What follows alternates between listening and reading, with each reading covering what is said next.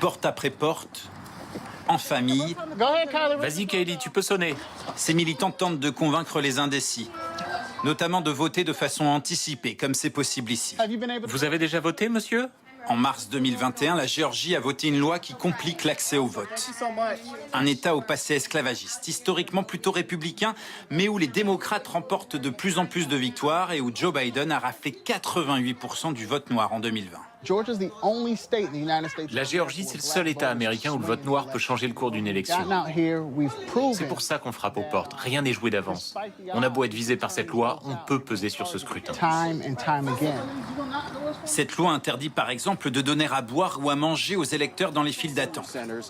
Rien de scandaleux en apparence, sauf qu'ici en 2020, certains ont dû attendre plus de 7 heures pour voter. Autre problème, il faut désormais une pièce d'identité pour pouvoir voter en Géorgie. Vu de France, rien de très étonnant, mais il faut savoir qu'ici, il n'y a pas d'équivalent à notre carte d'identité. Seulement un tiers des Américains possèdent un passeport. Alors maintenant, il faut utiliser ça. Le permis de conduire, c'est quasiment le seul document officiel ici. Si vous n'en avez pas ou qu'il a été suspendu, vous ne pouvez pas voter. Jennifer Jones, elle, a été victime d'une autre nouveauté. Désormais, sans justification, n'importe quel habitant de Géorgie peut contester, mettre en doute votre aptitude à voter. J'ai cru que j'étais revenue au temps de la ségrégation, ou pire, quand les Noirs ne pouvaient pas voter. Et je suis convaincue que c'est parce que je viens d'un quartier noir et que je suis une femme démocrate. Cette loi a été signée par le gouverneur républicain de Géorgie en campagne pour sa réélection.